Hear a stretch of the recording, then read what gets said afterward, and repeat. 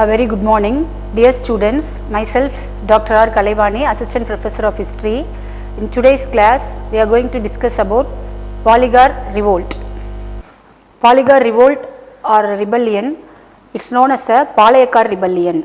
It was a serious uprising that was held in Tamil Nadu between the year 1799 to 1805 against the British. Actually, before 1800 revolt, South Indian rebellion, it was the important event against the British by Tamil people.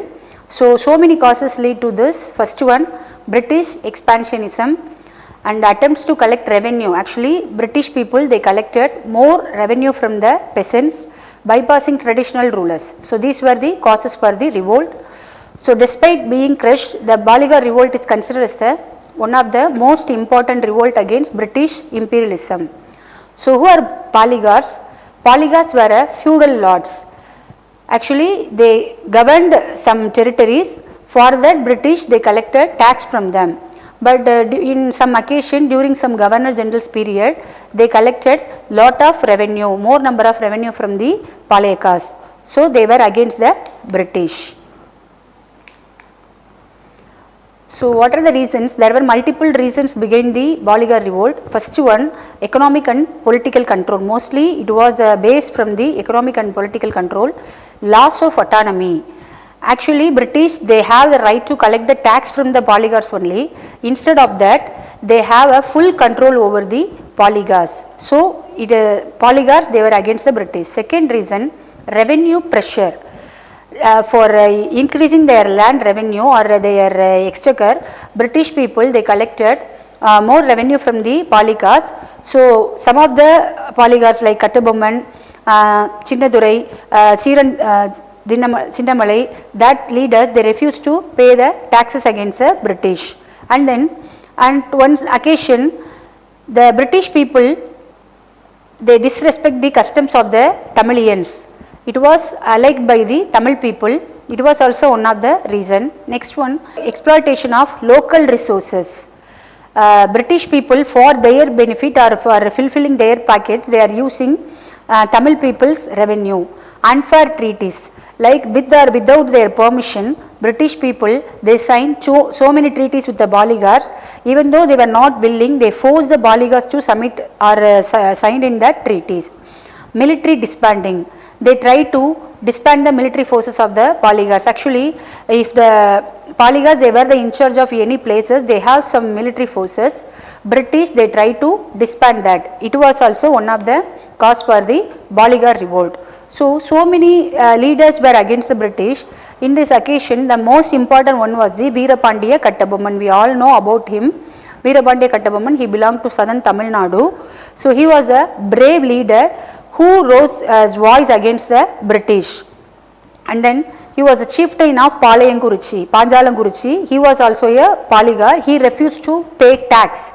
So it was not liked by the British. So British, they directly they were directly against the Veerapandiya Kattabomman. They tried to attack him.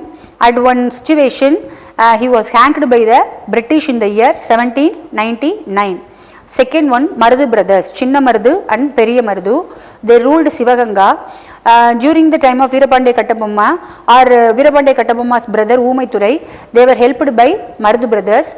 So they were the important leaders in this revolt. They even issued a proclamation of Indian independence in the year 1801. They declared Jambudeep Prakadanam. Much before the 1857 revolt, they both struggled against the British, very brave.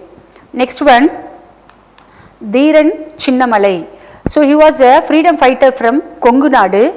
He had an alliance with the Tipu Sultan. He resisted the British within western Tamil Nadu. So they united the local forces and farmers. Their efforts inspired other parts of India, and then they took arms against the British. So two Poligar wars was held. First one, it was occurred in the year 1799. Veerapandiya Kattabomman from Panjalanguruchi, he was the important leader during the first war. So he boldly refused to comply with the British and he was against the British. Despite his efforts, the war ended in the defeat of the Poligars. So after him, in the second Poligar war was held in the next year, it was also against the British. So in the First World War, those who had got failure, they were imprisoned by the British in the Palayamkota fort. But following their escape, they escaped from the prison and they joined together with the Mardu brothers, and they led the second Poligar war. So even though they struggled hard, they got success, because this revolt, it was got failure because of the unsupport from the Tamil people. So outcome, what are the outcomes? Two revolts were happened. So what are the outcomes? It eventually suppressed by the British. British they have a most powerful army. So in front of the British, Tamil people, they were unable to stand. So these were one of the causes. And then Kattabomman were executed in the year 1799. And Marudubandi brothers, they were also executed. Remaining people, they were imprisoned by the British in the Palayamkota fort. And then several forts were seized by the British, and Poligar families were displaced. Afterwards, the company, they destroyed the Poligar system and they introduced Zamindari system. And despite the failure, the revolt, it led to the seeds of nationalism. It reaped the seed of nationalism in the Indians. The British learned that Indian rulers would not surrender easily, so the uprising would happen anytime. So impact, it have an impact both in long and short term.